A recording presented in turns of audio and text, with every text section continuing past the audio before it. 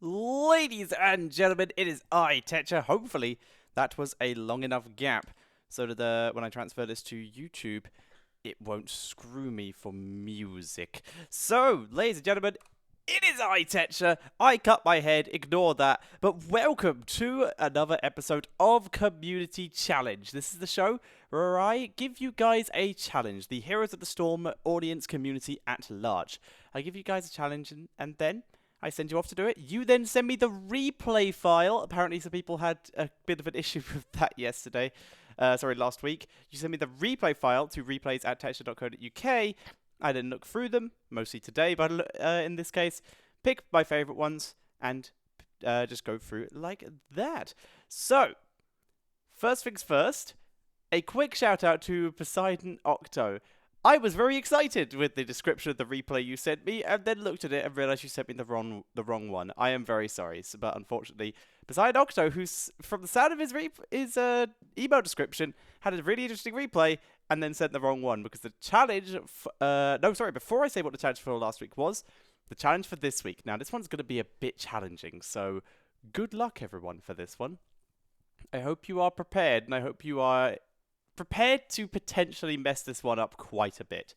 The challenge for this week, remember to take those replays, set up to replays.co.uk, is to play Abathur, and you must, while in Abathur form, not symbiote or monstrosity, slap every single member of the enemy team at least once during the game. Every single one, at least once, and you can't die after slapping them. You have to slap and then retreat. I will be okay if you die after getting behind the gate and then kill.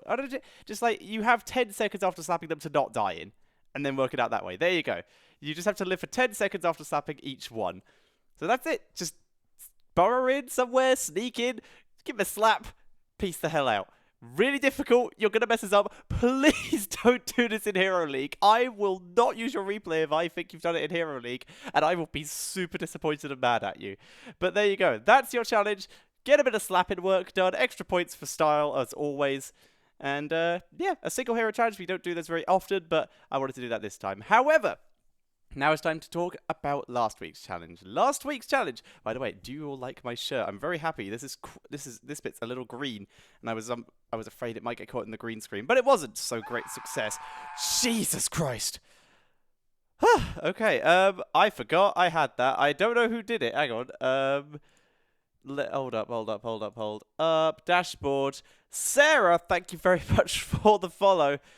That was surprising. Okay, so last week's challenge was to play a hero in Heroes of the Storm. I've actually just completely blanked for a second here. Hold up. Yes, that was it. I wanted you to get the highest damage on your team. Hero damage, not siege damage. The highest hero damage on your team without playing a specialist or an assassin. So you could only play support or warrior. And Alon, you missed the challenge, which was play Abathur, slap every member of the enemy team at least once in the game, and after you've slapped each one, you have to live for 10 seconds. So you could run around. If you die after 10 seconds, I'll start a timer each time you do it, etc. There is your challenge. Don't worry, Sarah. It's my fault for picking such a stupid follower sound. But yeah, this last week's challenge was... I'm just muttering all over the place today. But this last week's challenge was to get the highest hero damage on your team without using a support. With using a support or a tank. No assassins or specialist. Very simple. And we got some good replays for this. Only one support seemed to make it in. I got multiple replays of the same support, but only one made it in.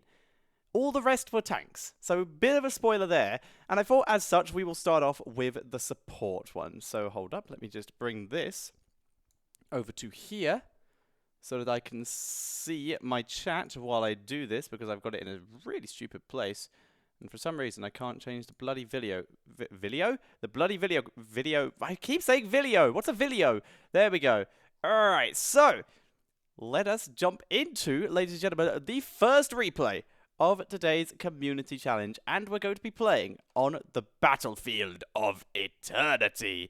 Let me know about the audio. I've attempted to adjust it to make it so that it's not deafening anymore. So it should hopefully be good, but keep an eye on it in the chat. Help me out here. And let's pause while I introduce to you, ladies and gentlemen, the players on these teams. On the left-hand side, in the blue trunks, or which will soon be the red trunks, it is the villains team. And playing for them, playing the Kerrigan, it is Curly, who's a bit more wavy, but we'll forgive her for that, we'll forgive her. Playing the Medivh, it's going to be Peru Boy. I'd like to point out, we have 2 winged characters in this. Very cool, very good mount synergy there. But Peru Boy playing the Medivh in this one. Tassadar is being played by Hatahama. I thought that was haha, I misread that. Playing the Tracer, it is going to be Dracarian. And finally, for the villains team, playing the Nazebo, it will be Nicholas. Whereas, on the side of our heroes today, it's going to be the Gazlo, being played by Serial Killer. It's another Kerrigan, being played by Demon Jester. It's another Medivh, being played by Lunafic. We have a Zeratul, who's being played by Nikos. And playing the Lily, it is going to be Draconi. She is going to be our hero for today, and as such, we will be jumping onto her vision. As such, like I said, everything goes blue, except for hero health bars. This is a bit of an annoying thing, basically. And yeah, Mighty Owl, I was quite surprised. No one picked Karazim for this one. I thought that would be the highest one, but I completely forgot about Lily. And I got several Lily replays and no other supports. So, either way, no, I did get one support, but it didn't really count. But either way. So, to start off with, just so you guys know, we will be popping onto this view on and off, but we'll also be popping back and forth onto this screen, because that will show us the hero damage, so that we can see how much damage that Draconi will be doing this game, so that we can tell if she actually completes the challenge or not. She's got a good challenge here. She's got a Zeratul on her team. She's got a Gazlo. Gazlo, she's quite good in hero damage. Here comes the damage straight away. And that is the Zebo just wiped off the face of the earth. Now we have the Kerrigans just pulling each other. Zeratul able to blink out. Dracarian not having it. No, goes for the kill. Medivh for the protection. Tracer rewinds out. But Demon Jester turning it immediately. Draconi did a lot of damage. Protected. Nearly auto attack. Yeah, the most humiliating death there is in this game, other than possibly a Morales Telesport. But, oh, down goes Tracer there once again. So far, 3 kills to 0 in favor of our heroes there, taking a huge lead and still getting the XP soak, because Gazlo has just massively pushed in the bottom lane while all this is happening as well. So already a very significant lead. Peru Boy dying.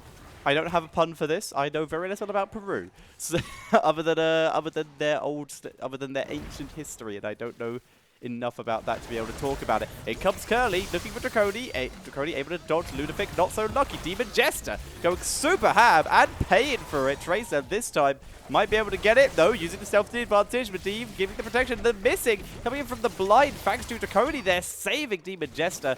And unfortunately, once again, greed goes unpunished. In comes Curly, trapped in a zombie wall because it can't be cancelled because the Zebo is dead. And there is another kill, 6-0 in favor of our heroes. Oh, good protection by Lunafic there, saving himself from the Tracer Bomb. Not able to do too much here. So Lily, our hero, hang on, Medivh's being stupid again. There he goes. That's satisfying. That's very satisfying. All right, so starting off, we have Draconi taking the Gale Force. So going with the extra damage here. She wants to try and just damage as many people. Wants to get her damage numbers up, but not going for the Dragon build. Sometimes you would see a Serpent build, like a lot of the replays, very Serpent heavy, in order to try and maximize the damage, because you get those bouncing auto attacks. But the Gale does do a very large amount of damage, and at level 4 to help out with this massive Vortex. Now this is something that a lot of people didn't actually seem to get, as far as I can tell, in terms of what to do, basically, like how to do this challenge. A lot of people, like I got some Artanis replays, etc., seem to think that you completed this challenge with single target damage and just getting as much single target damage as possible. Whereas, from what I could tell, it seemed a lot easier to complete this challenge if you hit more targets. Because as simple as that, you don't have to kill them, just have to hit them a lot of times and hit as much stuff as possible. We will see maybe more of that, but also see some single target damage coming in later in this show. But for now, hitting multiple targets does work out very nicely, because the more stuff you hit, the more damage you are doing overall. So, we can see Draconi pulling in there. Look at that, just immediately spreading out the damage and setting up into the lane that the Immortal is going to come pushing it down in. Yeah, it's annoying. It's very annoying, the way that it just flips health bars and stuff when you jump onto someone's vision. Draconi, once again, just harassing at the moment. Let's have a quick peek onto the damage chart. Right now, Kerrigan is in the lead, but only by about 100. And now it's been overtaken by Medivh, though, very quickly, thanks to his Q. But Lily now overtaking. And this is the point. At the start of the game, it's very, very back and forth. So we'll be waiting for the end of the game to have a couple more looks. Demon Jester going hard, taking out Tracer there.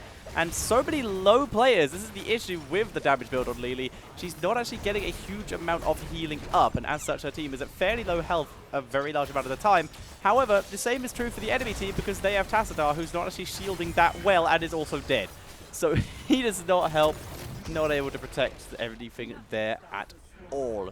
So we see the Immortal getting taken down. Look at how low Medivh is there. He's chilling. He's just hovering above the globe, looking to try and pick someone off there. But Draconi, bead back to base. Level 7 is available. Not picking it up yet, though. Tracer, Demon Jester, staying a bit too long. It is, as such, is caught out by the villains, Kerrigan, as well as Medivh. Medivh going down too. Yep. Why? Dunno. You tell us. You're the one who died and did it. So we see Draconi finally taking her level 7 talent, taking the Lightning Serpent. So she is going for a bit of Bouncing Dragon style, getting the damage out, like just so she could just attack through minions, basically. It's just extra damage. That is the point. Like we said, it's AoE damage. You hit multiple heroes with this talent, so you get more damage overall to heroes. Medivh teleporting in, then piecing the head out while Curly clears out the lane, forcing Draconi to just start clearing that. The Serpent will help her out with that. Once again, though, no extra healing from this. And we are pretty sure that we're going to be taking Jugs later on. And I will be showing damage a bit later on. I'm trying not to show it too much because spoilers. But Draconi moving up to the camp at the moment. We'll have a look now, though. Just have a quick peek. And you can see here that right now, Draconi quite a bit behind in terms of the hero damage. Zeratul is in the lead for the moment, having burst heroes down. Lily did spot Medivh in this area, but decided to start the objective anyway, start those Khazra camps. And will Medivh come in and try and contest it? That is the question. Here he is, Peru Boy coming in, getting some harassment. And people who don't know, Medivh's single target damage, if he can hit you with that Q and you don't dodge it, is actually mental. And as we can see right now, he is massively out-trading Draconi, who is also tanking the Khazras at the same time. She's trying to heal herself. Lily's 1v1 is really, really strong when she has the self-heal and the self-sustain, but Medivh's is just mental, and Lily's just not dodged that Q at all yet. She was not able to dodge that one, pulling back, letting Medivh come in to help. They won't get the kill on Medivh, and they lose the camp. A bit of a disaster there. So not able to grab anything from that. Draconi just going to be back right next to the portal because F you, Medivh. Just go back to base. And the rest of her team, though, has already started going for that Immortal. So in terms of completing the objective, Draconi did just gain a fairly significant advantage. The fact that while her team, the two heroes who have been ahead of her most of this game, have been doing objectives, she's been having a fight. So she's been able to creep her way back up in the damage. So we don't want to see too much here. Zeratul doing some damage, wanting to try and take down Tassadar, who's able to phase shift out. Zeratul blinking away from his team to prevent the Tracer Bomb from killing them and also getting himself out of harm's way. Very nicely done. Draconi just still poking. Rip Gaslow turrets. You either put them in range or out of range. There is much better ways to do that. Lily taking some good damage from Tracer there. Medivh completely missing, and as such, that Q will go on cooldown. Here comes the level 20 Water Dragon directly onto the Zebo. Lily has found Tracer inside as well, uses her win, and is pretty much out of mana, actually, so it's gonna join in and help out. Throws the Serpent onto the Medivh further down, which will assist and still get her some damage onto Curly. Curly, for some reason, jumps back in, and as such, dies. What? What? I really don't know why she did that, but either way, like we said, we saw the Water Dragon coming in. This could potentially combo very nicely with the Gravel Bomb later on. We will keep an eye on it, as well as Polybomb and the Void Prism in Maelstrom. The Wombo combo potential is very much there. Tassadar, dimensional shifting way too early here. Once again, the camera is kind of locked because we are on Draconi's camera, but either way, Tassadar, like we said, he just dimensional shifted too early and got caught out. Medivh going to an aggressive portal to get himself out of danger here. The Poly Bomb was dropped on Tracer, but she went aggro instead of pulling back. Water Dragon coming down, hits the Zebo, but doesn't really get a huge amount out of it. Zeratul, though, will not get Tracer, actually. Nicely dodged. Tries to chase her down, but as Draconi is trying to take down the Zebo, or at least harass him away, while the Immortal takes down the fort. It just continues to do all the damage. Immortal taking down the tower, fort already down. It still has a very large amount of health left, so might be able to take down the walls here at least. We will see, but Kerrigan looking to put a stop to that with the Ultralisk coming in here. Polybomb was used too, but Serial Killer in full retreat. Ravenous Spirit, which Dracody's walking all the way through. Curly comes in and kills off Lily. Serial Killer was able to escape. He's thinking about going back in to try and poke Curly, but decides against it. Nico also not going to put himself in danger. Medivh gives vision, just seeing everything in the area, but not able to do anything about it. Just going to pull back, and they're going to play a little bit safely. The heroes don't want to get themselves caught out. Dracody really doesn't like moving her camera when she's dead, does she? Angela, there we go, we're off. And we can see the the Shaman camp was just taken by the villains in the middle of the map here. Heroes thinking about doing theirs, looks like they may just do. But Gazlo wanted to take this bottom camp, but has realized that there are enemies nearby, so he's thinking about giving it up. We see both the Medivhs coming down. Luna will give vision here. Draconi coming in, but it's too late. The Khazras once again go over to the villain's side. The villain's getting some very good mercenary cap catches here, but XP-wise, it is very much in favor of our heroes due to that immortal they were able to take. Here comes the Water Dragon, switching the target onto the Dracarian here. Lily getting protected by Medivh, staying alive. Drops some good blinds there. Polybomb not doing much. Zeratul going into the backpack to try and take down the Tracer here, and Tracer immediately turns around just like, no, you can't do that for free. I'm not allowing it. And chases down Zeratul. We can see his health bar at the top of the screen. Dropping, able to save himself. Yes, barely. With that Void Prism, able to blink over the wall created by Tassadar to try and keep him out. Now Curly coming in from above. Here's the Gravo Bomb with no follow-up there. It was used without the bomb to start with. In comes Kerrigan with the Maelstrom, though, just going super aggressive here. She wants to take down Dracarian, is trying to do it. Dracarian jumps away. There's the stun from Curly, and that will save her team. In the meantime, though, Dracody is pushing forward, looking to just poke away because Hatter is very low already. So able to poke him, if she can poke him down with those winds here, the blinding winds, then she may be able to get the kills. And right now, she has even more damage thanks to the surging winds. Every time she hits a target with blinding wind, it gains 5% ability. She gains 5% ability power for 8 seconds for every enemy hit. And each enemy hit refreshes the duration of this buff to further increase the ability power, stacks up to 4 times. So she can gain up to 20% extra ability power for that Water Dragon if she hits all 4 targets with her blinding wind here, which could be good. Dracody, now with the rest of her team, taking down this immortal in the top lane, already starting the halftime show. Curly looking to just poke it down, not committing yet, but the commitment is happening from our heroes. Water Dragon just annihilates Curly there. Dracody takes some good damage from Tracer's grenade, but it's not enough for the kill here. And as such, she's going to move back, and actually no, she's going to move forward, help her team with the pushing, while Gazlo is going to be the one who's taking down the objective here. Which he can do on his own, basically. Does not need a huge amount of assistance, and that's what we're going to see. Currently moving in, looking for some damage. She's spotted Tracer, drops the what shield Tracer had, but it's immediately refreshed by Hatter. So not going to get a huge amount out of that. Gazlo still taking down it. Here's the Ravenous Spirit really, really early here. I'm really confused as to why it was so early. Tracer looking to follow up on it as all the heroes are in retreat. Luna takes a lot of damage. Alili dropping what little healing she has.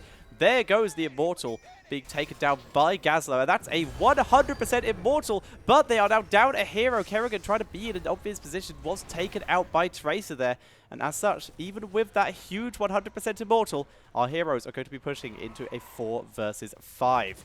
So let's see if they're able to do it here. Dracody finds Tracer, blinds her, so it does no damage. Water Dragon still hits, actually hits 3 heroes here, so they were all slowed, but doesn't look like they're going to be able to follow up on it. Everyone was still behind the Immortal. They weren't able to chase it there. But the damage was mostly blocked. The slow, though, was very effective. Dracody pulling forward. The Ultralisk is dropped here to do some extra damage to the Immortal here. It can just stay on the Immortal and do damage as it goes. But it is taken out very quickly thanks to Gazlo. Serial Killer poking that down quite nicely. Medivh going deep there, doing some damage. Gets into his portal and escapes again, though. That was very close, but he didn't do it. Here comes the Gazlo combo. Doesn't get anyone.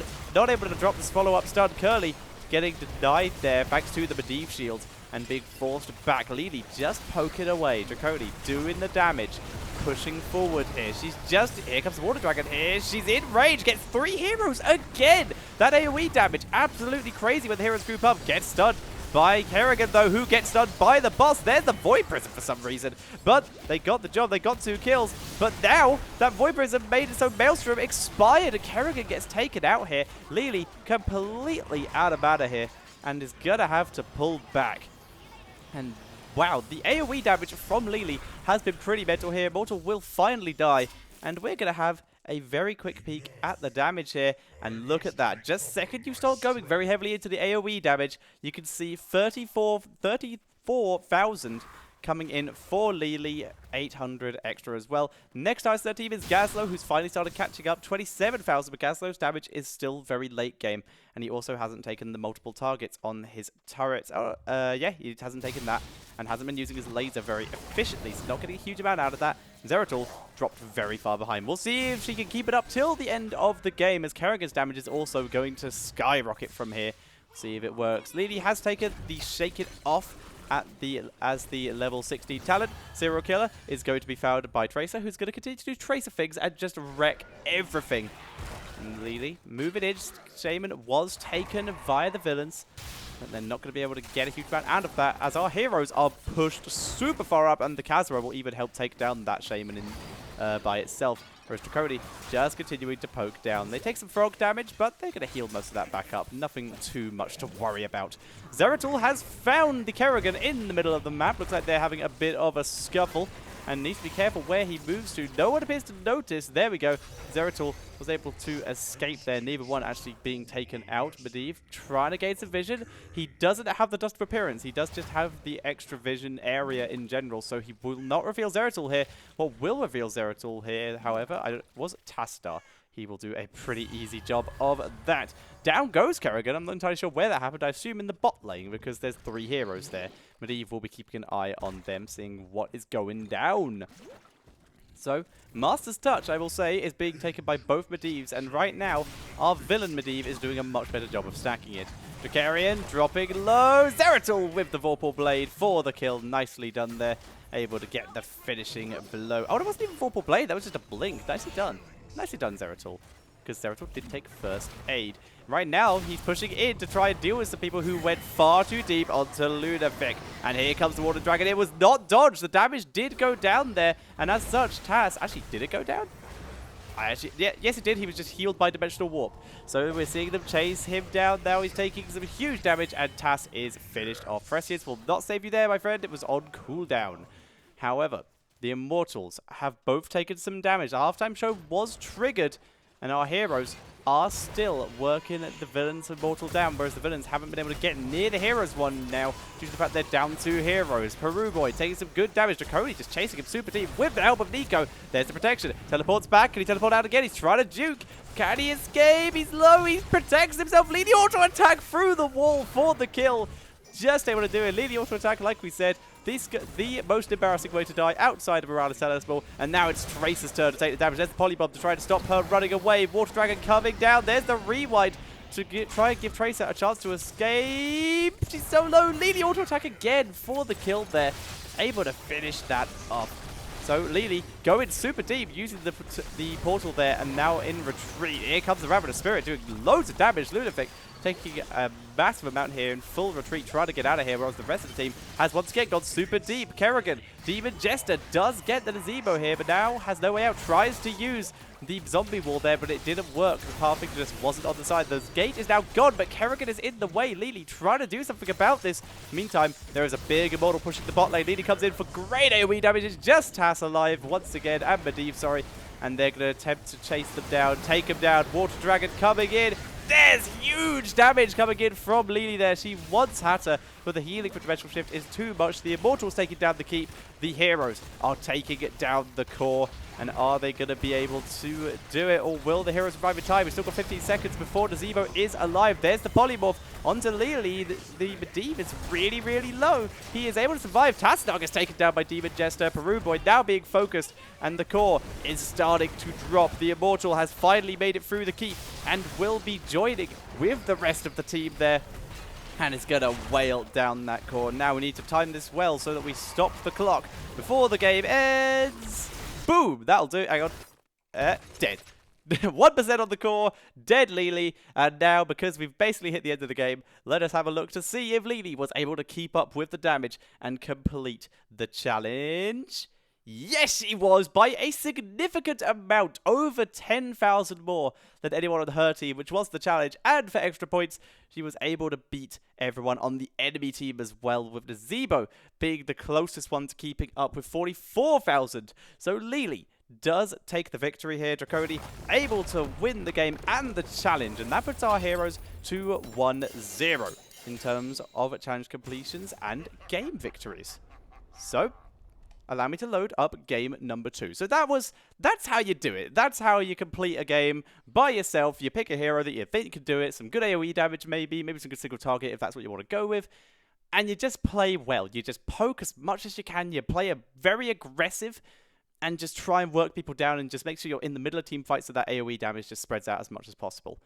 So now let's watch game number 2. Yes, this is once again something I really, really like people doing nowadays. They are sending in replays of their friends or just people randomly they find in game completing the challenge, and they're sending in that instead. Because that's cool. That's very cool. So we will be introducing the hero who sent in the replay, and then we'll be introducing the hero of the actual game. So let's jump in to game number 2. And spawning on the left-hand side, it is our villains team. And playing for the villains today, what is happening to our Tannis's thing there? We'll deal with that in a second. We have the Jaina being played by Diet Coke Evil. I agree. Pepsi Max all the way, or Monster Energy, zero sugar. Not sponsored. I would very much like to be sponsored. Also, I would very much like to not have a hiccup there. We have the Tassadar. Our Tannis... Wait, there is a Tassadar, but where is it? Tassadar? Oh, there you are. You're right at the back there. We have the Tassadar being played by Darth Bob. We have the Thrall being played by Night Smiter. That's a great name. We have the Malfurion being played by Heisenberg. And finally, we have the Artanis, whose front cover thing, I don't know what that's called, is one merging through his hands and two appears to have calmed down, and that's being played by Zipper Bear. So those are our villains for today, whereas on the right side, it is our heroes playing the Illidan. It's Hazed Up. Hazed Up, that's a terrible name. That's rubbish. We have Zipper Bear on the other side. We have Falstad being played by Mkad. We have the ETC being played by Hunsham. We have our hero, the person who sent in the replay, the Morales, which... Is Morales supposed to be that low on the Wonderbilly? Hold up, hang on. There we go. No, that's actually how she's supposed to sit. That does not look right at all. But we have the Morales, played by Pigeon797. Thank you for the replay being submitted, but you submitted it due to the friend you were duo queuing with getting the challenge, maybe? Or was this the fail video? We don't know. It is the Sonya. Bubsy is playing in this game. He will be playing the Sonya, like we said, and as such, we will be on his view play button, and we move into the game. So yeah, just so you know, Schleppel, you asked in the chat, the challenge is to slap every member of the enemy team. It doesn't have to be at once, it's just during the whole game, and once you have slapped them, you have 10 seconds to survive. If you die in that 10 seconds, that slap does not count. If you survive those 10 seconds and die after the 10 seconds, the slap counts. So I will be keeping track of that, and I will write it down as we go. There's going to be quite a few suicidal Abathurs. If you slap them all at once and live, well done. That's pretty damn impressive. So, we're going to be following Sonya for today, and the talents she is starting off with is going to be the War Paint. So 30% of the auto attack damage dealt is returned as health to Sonya here. So we'll keep an eye on that, see if that works. There are no blinds on the enemy team and no auto attack slows even. So this could work out very nicely. Bubsy, migrating around, finds Diet Coke Evil. Diet Coke Evil finds death. Night Smiter also trying to do anything that he can, but just gets is forced to retreat, unable to do anything to protect himself there. We see Sonya moving down to the bottom of the map, just looking for anyone to kill. Already trying to maximize the hero damage. Gets the shkt, which is my favorite part of this skin. The actual sound effects, the pow and the shkt are very, very nice. Although there's no whoosh, whoosh, whoosh, whoosh while you are spinning. That's kind of sad. Bubsy Where did the game sound go for a second there? Just didn't have Artanis sounds at all. How peculiar. Bubsy coming over the wall, looking for damage onto Zipper Bear. Who knows the standard Artanis thing of if you're standing in front of an enemy, when they hit you, you are way better at fighting than you are actually running away until you can flip them. So Zipper Bear just clearing out minions once again. Gets speared. There's 2 heroes here versus 3. Morales, though, is the target. Taking a lot of damage. Run, Pigeon! Run! Pigeon's dead, but Night Smiter will be taken down in exchange. Bubsy changing aggro onto Darth Bob, trying to force him away from Zipper Bear, who is still alive. It's the 4 most sustainable characters in the game having a fight. Who will lose? Zipper Bear gets the shield. Hazdub dies. Zipper Bear dies. And now it is Darth Bob versus Bubsy. Bubsy trying to chase down Darth Bob. Darth Bob does escape, turns around, does a bit of harassment, but overall, that is just a ridiculous amount of sustain from everyone there. And we will see more harassment from Darth Bob as he was able to get a fountain. Bubsy, yet to get a fountain, goes in for Darth Bob. He does now have the focused attack on level 4. So we'll attempt to do more damage. Pigeon has arrived, though, and is going to be able to assist Bubsy in attempting that bottom altar. And it looks like they're just going to try trade a 2-for-1. They already have 2 people at their own altar. Illidan is going to try and trade for that top one to try and grab that too. They managed to grab their one on the right. Falstad coming down to here, while Illidan is probably going to die in that case. He's been abandoned. Thrall, very aggressive. Bubsy, really bad at camera control actually, is able to chase back Jaina, but takes some harassment himself. Now has to pull back to Pigeon to try and protect him. Hijam starts on the altar. Not able to get it, though. Denied via Jada and decides to walk back into the blizzard again. Bubsy gets the spear, though. Doing some damage. Spins after Diet Coke Evil. And finally, looks like Illidan was, in fact, able to live, but he was not able to deny that altar being taken. But either way, it is still 2 to his team, over to 0 for the, over to 1 for the villains team. So, well played so far, Illidan. Good job delaying. And our heroes were able to grab this bottom one, so good team fighting there. Very nicely done. Bubsy now starting on this objective. You can see that the health regen he gets from auto attacks is actually very high. The second you can see it visually appear, you know it's a pretty big number. Down goes Malfurion somewhere else on the map. I guess that's the top lane due to there being 3 people there. We see Pigeon coming in once again. Don't ask me why I keep saying it that way. I really don't know. Shooked onto the Thrall once again, but Thrall able to get out the Mystical Spear, doing some very good damage. Sorry, the Ancient Spirit, Mystical Spear, when you upgrade it. Bubsy, pull him back. There's a lot of enemy minions here and a lot of enemy heroes. He could just let those sappers, they do AoE damage, start clearing out the minion wave themselves while he assists. He now has Illidan and Falstad here as well. They're going to try and get Zipper Bear. Well, I say they. Everyone except Bubsy is going to attempt to get Zipper Bear. And Hazed up in full retreat. Bubsy, the second his team retreats, decides to go all in and fight Night Smiter. They do see the Morales getting some good healing. They turn it on to Zipper Bear, who goes very deep, flips himself out once again, though, letting that shield give the protection. But they've been able to protect 2 of those sappers, and they make it to the tower, and they're able to grab the kill onto that. And level 7 is achieved for both teams, and our hero, the Sonya, is going to be taking the follow through. Whereas Morales, who appears to be going just for standard healing build, did take Irradiate actually, so going for some good damage herself here. I don't know if Pigeon was attempting to complete the challenge himself. I expect not, because he didn't take grenade talents. But Irradiate, decent talent. I'm pretty sure that does add to your hero's damage, so maybe. I did see some people who attempted to win with Morales.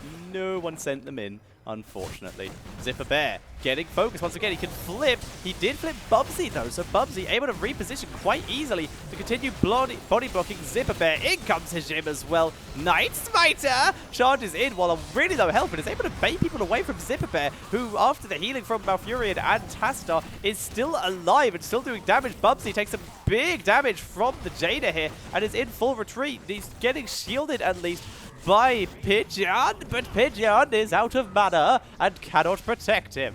So here we do see Bubsy, our poor hero, going down. They weren't even able to kill Night Smiter, and as such, the next objective, though, apparently was taken by our heroes, so they were able to do some damage for that. I'm not entirely sure what was happening there or where that was happening. Pigeon seriously out of position here. Very far forward. Takes him down to Diet Coke Evil. Unfortunately, Diet Coke Evil apparently can't aim. So, did get taken down. Who was taken down? Illidan, who was chased down by the enemy team. And now, speaking of being chased down, Night Smiter finally dies in the bottom lane. And we see Zipper Bear trying to do some damage. The camera is following Pidgeon. Was Bubsy makes his way down to avenge his Illidan and do more damage as they already took down Night Smiter. Once again, for some reason, Artanis' dash just doesn't appear to have just anything useful here at the moment. Doesn't appear to have any sound, and is also not doing much wave clear in general. Falstad flying up to the top lane to soak against the Jada, and Pidgeon going back to the mid lane to soak, whereas Bubsy could start this Murkap on his own. Is he gonna? Looks like he will. There's a while before next objective spawns. He has time. So he's going to start clearing that down. He has follow through as well now, so he'll be able to clear that out even quicker and with more health. You can see him wipe that out. Not using the whirlwind, because in this particular build, because of the amount of auto attack damage you output, and you can still do AoE damage from your slam while getting the follow through buff, you actually come out with more health just auto-attacking with this particular build than you would if you Whirlwind did, because Whirlwind does 100% more healing versus heroes. But these aren't heroes, these are of course the Mercs. Pidgeon getting chased down by Night Smiter, who is not rooted, however Bubsy is, and Bubsy was trying to give some protection to Pidgeon there, and as such pulls back round to the lower area nearer to their towers so they can retreat if they need to, and will survive. Pidgeon just got to grab the fountain. Nope, he's just going to move in and just let his own health regen take care of it. He does have that shield, which will heal him quite quickly. And we see Bubsy hovering around, looking for an opportunity to play aggressive. Zipper Bear, being, as usual, a bit of a jerk. Wrath of the Berserker is ready for Bubsy. Pidgeon microing back, forcing Zipper Bear back, because he realizes he will be completely surrounded if he stayed in that area. Morales just dropping a little bit of healing. Once again, Zipper Bear does go in, but here's the Stim Drone onto Nightshade. The blind from Artanis does not hit Bubsy at all, but Bubsy using a lot of abilities here, using Whirlwind unnecessarily, trying to get Zipper Bear. The Stim Drone does wear off. Zipper Bear is very surrounded. Good route by Jada. Down goes Illidan, but Bubsy continues to drop damage, takes down the Artanis there. And now it is just Tassadar and Jada left alive, and they're not able to do anything with it. We will see our heroes pick up this objective unless they all decide to stand in the blizzard, which they very nearly did. And Hashim trying to get it. The Mystical Spear does not land onto Diet Coke, and yes, it is now a Mystical Spear. Thank you for the scream. Right on the dot. Has started to follow. Thank you for following. I hope you enjoyed the stream. And the altar is taken by our heroes. So they will be significantly in the lead. Almost half health on the enemy core. I don't know why there aren't numbers here. I really don't know why that's a thing. I assume if I hit E, I'll see them, but that's no fun. Night Smiter taking damage from Bubsy. He is being forced to pull back towards his towers. And Bubsy playing super aggressive despite not knowing where his teammates are. Frostwolf versus self-healing from Warpaint. Bubsy not able to get the kill, but he does force back Night Smiter and is able to get a bit of protection. The tours, like I said, I always just jump onto the person who we are spectating here. I am not in control of the cameras, so think of it more as player tours than Twitch tours. Oh, it's not upgraded to Spear. It was just, he actually hit something apparently. I just didn't see him do it. The heroes have managed to take the Mercenary Cap up in the top lane, and they're now going to push back Jada, but she does have some good AoE herself. Mercs will make it to the wall, though. Whereas Bubsy just coming down to the bot lane, clearing up. Getting healed by Pidgeon doesn't really need it, because he does have the Warpaint and can just sit in a minion wave for a while and get all his health back. But still doing a good job. Bubsy now once again going for that Mercamp. He is going to use the Whirlwind here. You can see coming out a little bit even, but you do actually, I believe, come out a little bit further ahead of the auto attack, due to the fact you can get the slams, get the follow-throughs here. And he has Morales with him anyway. Either way, comes out very nicely. Especially when there's two left, it is definitely better to auto-attack here. Obviously, taking that down with the help of Pidgeon. And the Mercamp did make it up to the front of the wall on that top lane. So it did do a little bit of damage as well. Obviously, just move to the mid lane. Taking down the minions as much as possible, using Whirlwind, using auto-attacks. He's already healed to full. He can just spam abilities, build up that hatred. Zipper Bear decides to engage with his only escape ability. Just with her harassment ability, and ends up exactly where he started, giving Pidgeon perfect amounts of time to retreat to a safe location and not get caught out. Bubsy just poking down Zipper Bear, who was being revealed by minions. Night Smiter was once again trying to wrap around and take down Pidgeon. And speaking of Pigeon, Falstad has arrived. He's immediately blinded by Artanis, though, as is Bubsy. The mosh pit, though, is very good. Here's the turnaround coming in from our heroes, trying to take down the Tassadar first, who for some reason picked Archon Zipper Bear. Still just being an absolute jerk, trying to take down Pigeon. And Bubsy trying to blast him here. We've already seen the Malfuria get taken down somewhere else on the map. Zipper Bear trying to retreat. You never retreat as Artanis. Never retreat, never surrender.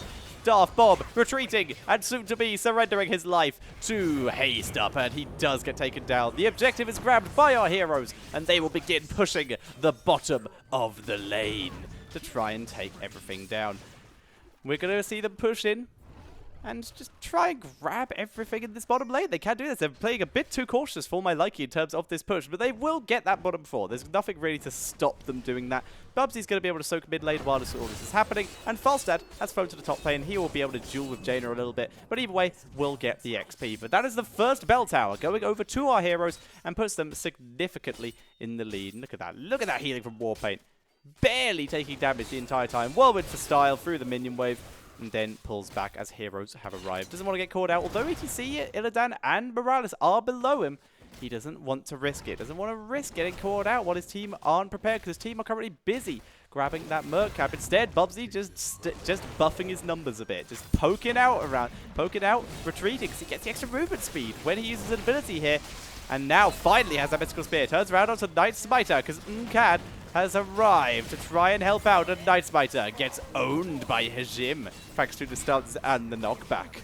The bell tower has been taken back by Artanis, who didn't take the Abathur opponent. He did take Seasoned Marksman, but it is able to help out. And we do, in fact, yeah, we see Tranquility, someone pointed out. We never see that nowadays. It's always about the Twilight Dream now. Sonya wiping out this mercenary camp with the help of Pidgeon. Nkad just going to leave this one alone, not even going to bother helping out. Whereas Bubsy continues to own everything. She has also reached the level 16 with the Nerves of Steel. So not going all in on the damage. Going for a bit of protection to see if the longer you're alive in the fight, the more damage you do. She already gets 50% extra, 40% extra damage from Wrath of the Berserker. So this should hopefully be enough. We will see. We see Falstad going up to the top altar. Bubsy up there as well. Moving over to the left, though. Wants to maybe try and contest that. We will see if he is able to. ETC has gone out to the bot lane. We'll find Artanis. That's going to be a fight that he's very unlikely to win. And Bubsy not going for that top altar, despite the fact it has been left unattended. There we go. Now moving up. Illidan having to use Metamorphosis to retreat, but this buys time for Bubsy, who begins to move in. Thrall is on the way. Falstad might be able to buy some time for Bubsy. Oh, it's going to be tight. Denied by the lightning. And Bubsy turns it around. It's a 3 versus 2. Nkad pulling back. Good Mighty Gust, though. Pulling it back. The Sundering. Oh, lands of Bubsy as well as the Shrink Ray. But Bubsy still dropping the damage here and is focusing down onto Night Smiter. Hazed Up has arrived as well and decides to walk through the entire fight without casting an ability, but finally gets some use. And Hazed Up somehow alive. There's the bouncing zap from that Forked Lightning. And down goes Bubsy as well, coming in to try and save Illidan, but isn't able to do it. And in the bot lane, though, it does look like, I'm not sure who got that one. I don't think it was ETC, because I don't think ETC could win. I was about to say I don't think ETC could win a fight versus Artanis, but Artanis is dead, so I guess he did. Well done. And yeah, these Sunders are incredible. Medic's Vault, of course. These two are pre-made, I would like to remind you guys. So they are talking a little bit in jest here. Also, could I say how proud I am of all of you? Because I've specifically requested that no one does anything like a BM or even a little bit snarky. Even though the fact that you guys are playing damage dealers and are out-damaging basically everyone else in the game, you were very, very good and just didn't do it. You just left it be. You just left it be and was just like, yep, complete the challenge. Don't need to say anything else. So good on you. Well done for being comfortable and nice players. Bubsy arrives. Night Smiter. Oh no. Now they're going to have, once again, the slowest duel of all time. But reinforcements, oh dear. Bubsy in full retreat. Hejim able to get some good protection. Bubsy being forced back behind the wall.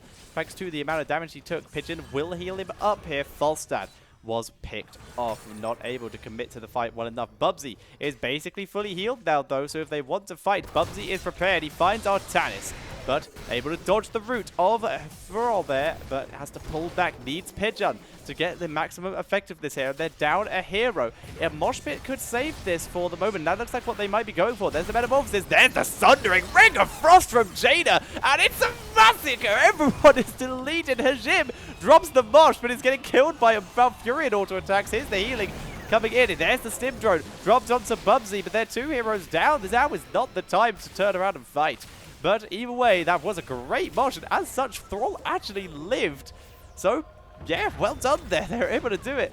Bubsy now just spirited away. This is, I think, one of the heroes that everyone expected to get played, this Sonya. She is still in the warrior class, though, so it does still count. Hajim trying to take down Diet Coke Evil Zipper Bear, dropping a very nice blind, but Bubsy was not in it this time, so Bubsy, the huge amount of the damage on the team, is going to be able to just wipe the floor with everything here. Turns around finally onto Zipper Bear, who was killing off Cat. Nice Smiter in the fight as well. The Blizzard kills off ETC. Bubsy spinning through the fight. Cat. Nice Mighty Gust zoning out, giving himself some room so he can poke out and let Bubsy do the damage. Who turns it around, takes down Night Smiter. Now he has Hazed Up back so he can pull back and drop a lot of that damage. Zipper Bear takes down Falstad, but is killed off by Bubsy. Hazed Up kills off the Jaina and gets a bit of damage from the Blizzard, but he is just going to chase everyone here, whereas Bubsy is finally going to grab that altar and bring that core, I'm pretty sure, to one-shot range. We will see. Boom, boom, boom. And that should, in theory, be one altar wave for a victory for our heroes. I'm not showing any of the damage here, but you can see he's got some good competition. Illidan, very high damage output. Falstad, very high damage output. ETC, used to back in Alpha. I miss those talents, but it's still all good. Bubsy moving in, just going to spin away on this one because there are 3 alive. He does still get decent healing out of it, and then starts to just work everything else down. Down it goes, and that is a Mercenary Camp to once again push the bot lane, which has already taken just under half health worth of its damage. So that belt out definitely going to go down here thanks to the push from our heroes, unless the villains can put up a steadfast defense, which looks like they're not really doing. We can see Tass at the top lane, and then nothing else. So the heroes actually just going to take this as well. If they can guide this into core, it will definitely put them in a very easy to win situation. The villains not doing a huge amount. They were able to get the boss a bit earlier on, in case you guys missed that, so there was a bit of counter damage done. And our Tannis able to clear up those sappers. This is what happens when you don't guide them in. So the good defense there. No push coming in from the heroes, and as such, that fort will live. Our Tannis can kill off these set of sappers as well.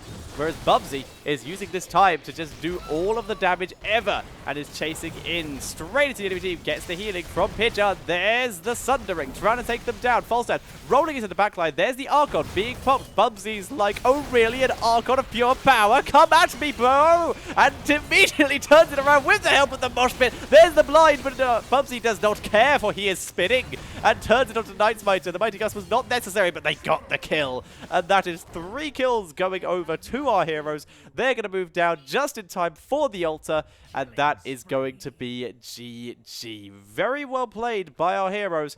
And seeing as we're pretty much at the end of team fights, let us bring up the damage count. Oh, hang on, there's a bit of more fighting. Let's give Illidan a chance. Do some extra damage. Thinking about it as well. Oh, they're actually going to have a fight. 4 seconds. Zipper Bear, you have to get there or you lose the game. No, just turns it onto Bubsy.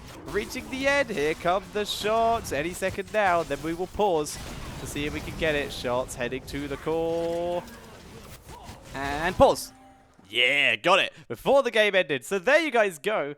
The victory does go over to our heroes today. But have we been able to win the challenge? Were they able to do it?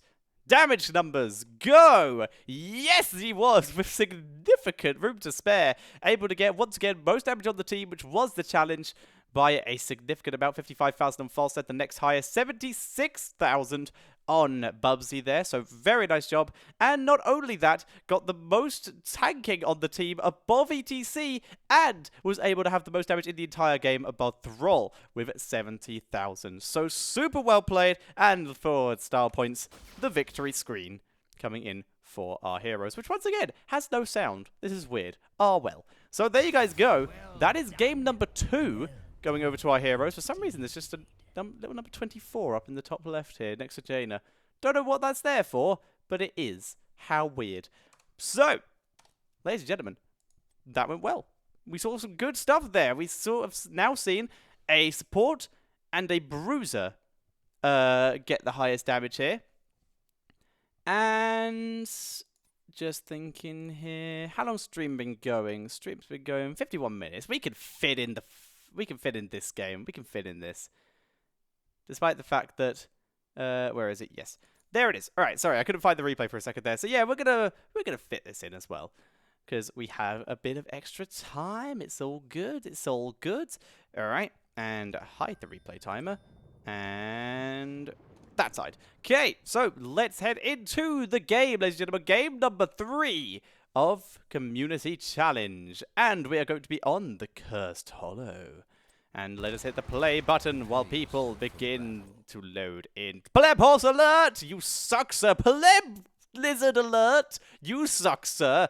And now let's introduce the players. Playing You Suck, Sir! The Tychus. It is Tito Elito. Playing the Chromie. You Suck, Sir! It is Trivium. No pleb horses are allowed. Playing the Muradin. It is going to be Mobber.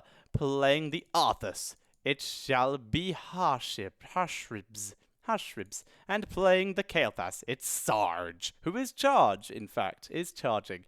Whereas on the right-hand side, it is going to be our heroes for the day. Playing the Medivh, completely hidden by a fat Stitches. It is going to... Who's help? Where's Medivh's help? Oh, there he is. It is Carnage, playing the Gazlo. I can't find anyone. It's Kevin Elson. Black Player Pause. Close enough, you're forgiven, because that is the Li Ming, who is being played by Omnipotent. I'm not going to be able to pronounce that. I'm calling her Omni.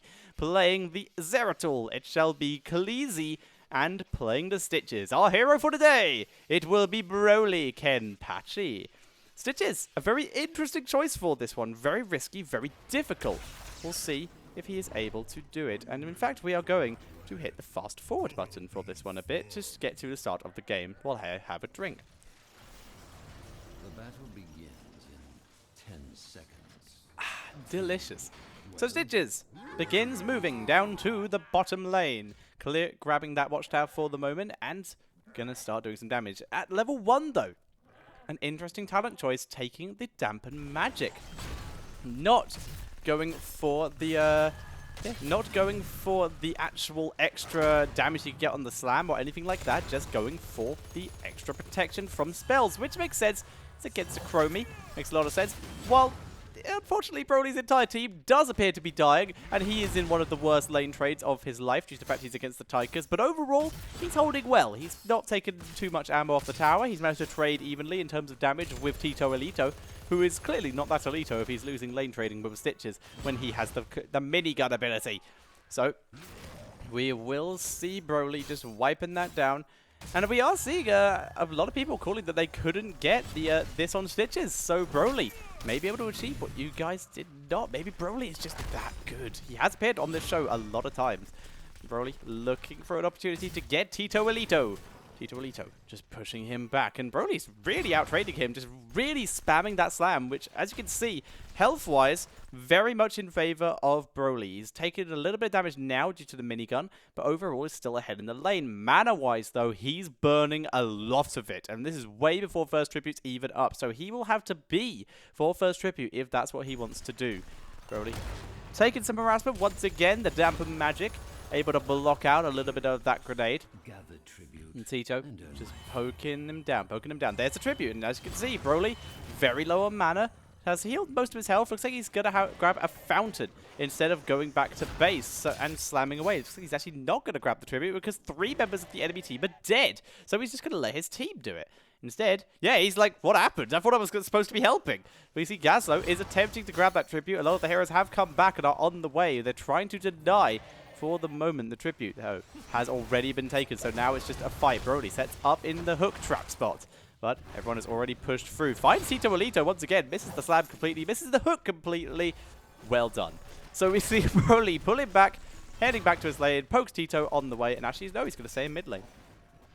Excuse me, because Gazlo has taken over bot lane. So just a bit of a lane swap here.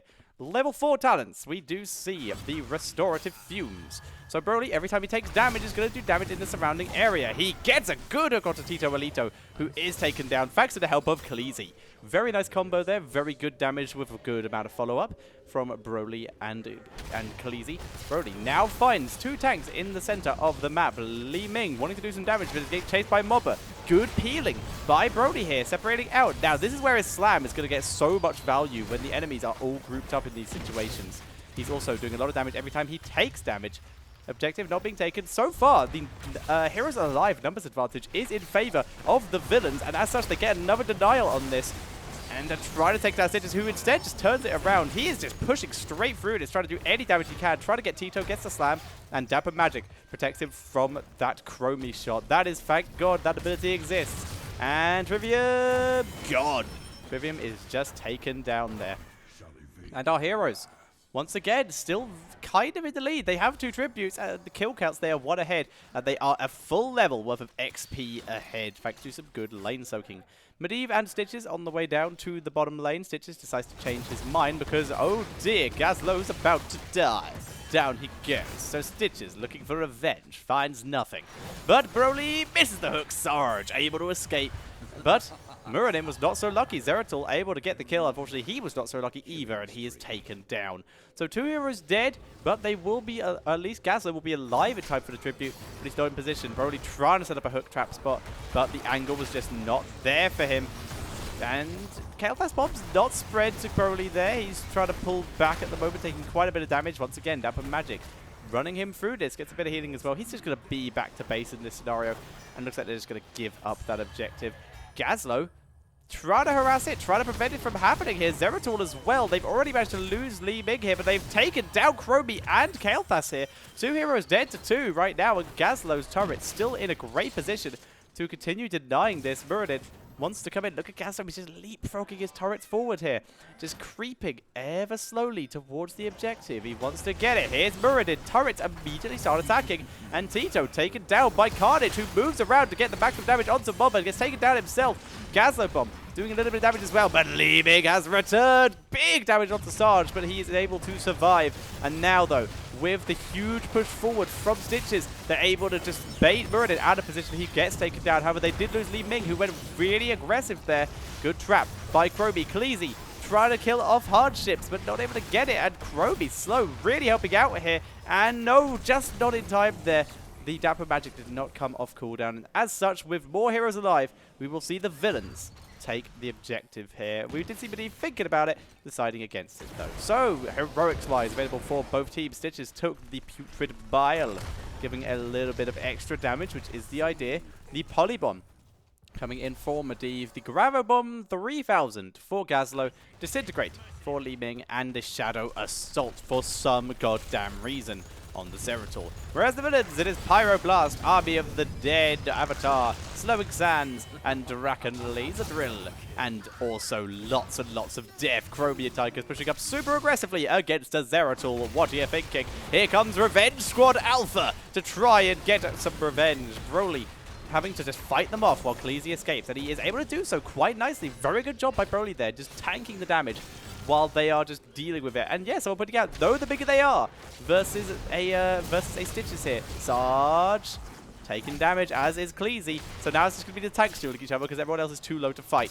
The objective is active above them, but no one's contesting it. So currently, Li Ming is just capping it. The Tito Elito doing some damage here. Immediately turns, uses Overkill instead of Minigun. Oh, Omnipotent trying to do some damage here. They're turning it onto Mobber. Here comes that Shadow Assault and immediately blinks away because you can't do the damage. That Draken Laser Drill, though, doing a great job. Tito escaping through the Slowing Sands of Chromie, which is, this is some of the best use of Slowing Sands I've ever seen. Really cool. Using the turret to tank the Draken Laser Drill and bait it out. So the tribute, though, is still so zoned by our villains. They're able to pick that up and bring the tribute count to 2-2. And someone pointed out, yeah, Pyroblast versus Medivh. Stop. Whoever you are who keeps picking these talent choices, stop that. It's basic knowledge of the game. You don't pick a single target, single burst damage ability that has a time to react with it against Medivh. So, Broly doing the damage. They've been able to take down that top fort via the power of thinking at it. I really don't know what killed that. I assume it's Zeratul's W. So we will see the Broly Kenpachi moving down to the middle lane, as top lane is kind of bony. So he's going to try and take down Meridian. Once again, saving that Gazlowe, doing some damage, and that Damper Magic really getting value. He's not yet picked. There we go. Now he has extra large bombs. Wait, what? He has Mega Smash, which increases the size of Slam by 25%. So he's going to be able to slam that down pretty effectively. And just poke that as much as he can. He's in the hook trap position, completely misses. And is going to move in for the team fight. He wants to try and hit as many here as possible. There's the Putrid Bile immediately comboed with the Gazlowe combo, which is great in this scenario. Everyone's taken down this time. Now it's Tito Elito. Here comes the Pyroblast. Medivh! Well, god damn it, Medivh. And we see Zeratul taken out by Pyroblast, but the curse is grabbed by our heroes. 2 kills to 1 in favor of our heroes, and they will now move in for the pushing. They will grab the watchtower. Broly Kabati able to steal that without too much trouble, and then they can rotate down to mid lane and bot lane to begin pushing. The second Broly decides to wake up.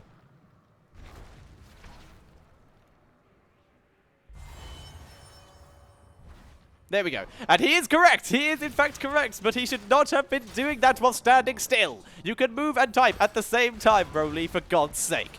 So we will see him continue to push up in this mid lane for the moment, doing as much damage as he can. Broly taking some damage, actually. He's very much surrounded and is having a little bit of trouble. He's instead going to rotate up the top lane to try and join up with Medivh and Li Ming, who might be able to save him.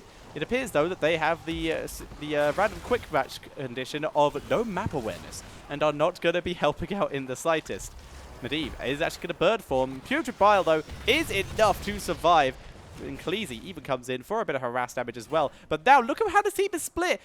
Now we have Li Ming and Medivh deciding to actually fight this. Zeratul coming back in. This is the wonkiest fight of all time. Medivh is alive. In comes Li Ming. Li Ming doing Li Ming things. Gets 2 kills straight off the bat. And there's the hook onto Mobber, and that's 3 kills. That was the wonkiest fight of all time. But the kills were got, and the objective value was got as well. 3 forts taken down, and some damage, some siege damage onto that top keep.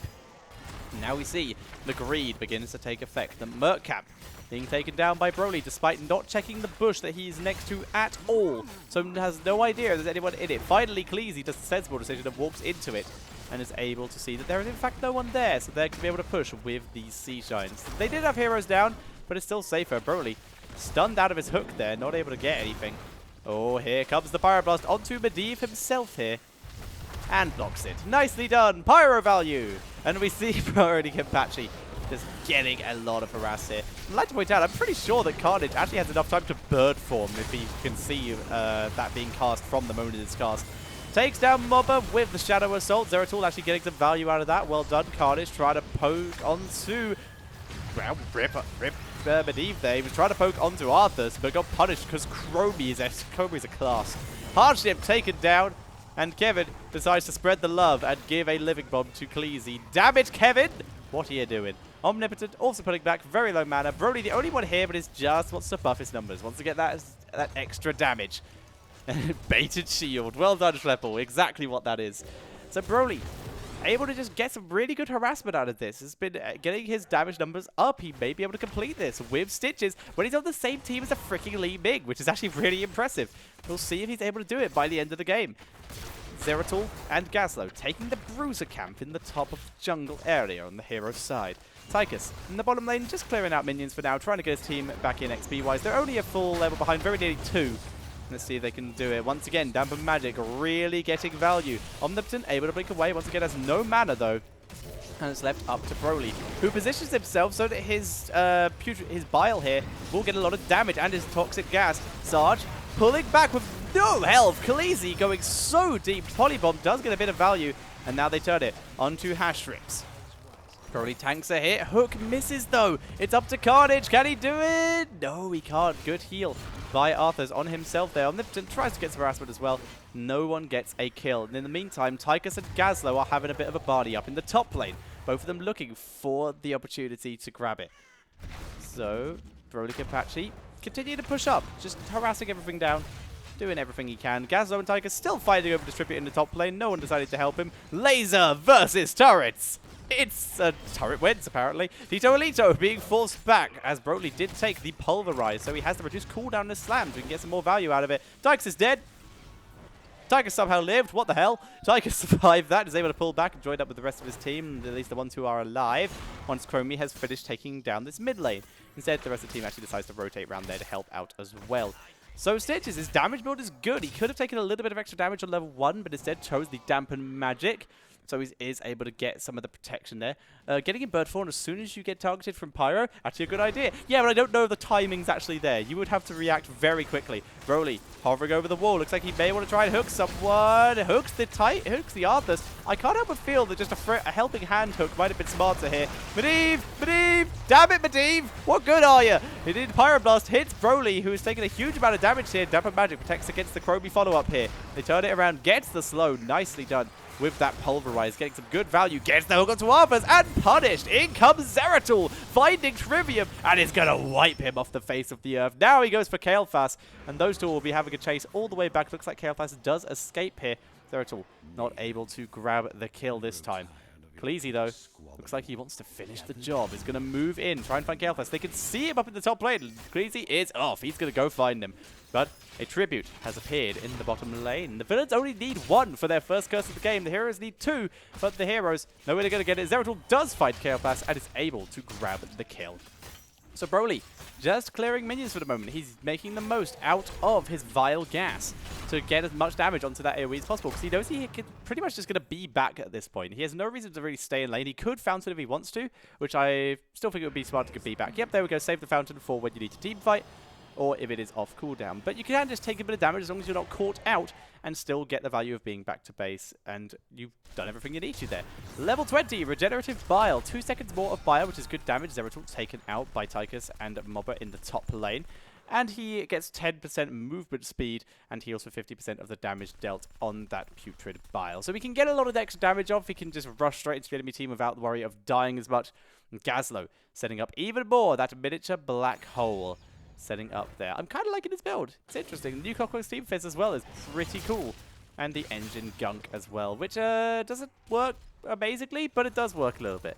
We see a very big push coming in from the villains, trying to catch. Here comes the Gazlowe combo. It gets 4 here. Here comes Stitches for the slam. Polybomb as well. Oh my god.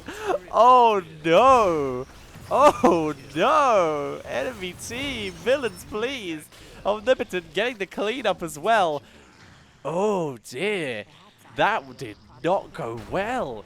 That was like, oh, we're going to take a decent team fight, and Gazlowe was like, I have R. It just came over from that. So now Broly going to be pushing in, trying to kill off some minions here. The tribute will be got, so there will be curse. The heroes not capitalizing on that. Li Ming killing off mercenaries in the top lane. Gazlowe looking like he wants to fight boss. They already have mercenaries in the bot lane. They could just go for core. I'm kind of surprised why they aren't just doing that. But Stitches instead just going to start on this top keep and just get that done. Just getting all the damage that he can. Look at that. Broly positioning himself so that his damage from the vile gas will clear out the minions as well, while he still gets damage done to the structures. And instead decides to mount up, join his team mid lane, which they're going to push, despite the fact that, once again, reminder, they have Mercaps in the bot lane. They could push for the win. They could have done that a while ago. Instead, though, they grab a second keep of the game. They could even grab a third, though, and just take the safe route.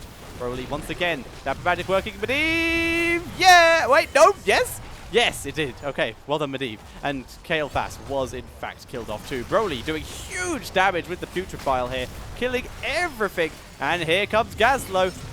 Well, Arthur's died anyway, but the combo was not really part of it. The Grab Bomb did do a little bit of the damage. Khaleesi in full retreat, Carter takes some damage too. They could just kill off that laser instead of just letting it kill them, but they do finally do it. 2 heroes dead. The question is, do they want to try and go for core? They've now taken all 3 keeps, and they're still in the base. Big damage coming onto Broly. There's the protection from Medivh. The Dwarf Toss from Mobber for some reason. He was trying to get something there, but didn't really achieve anything.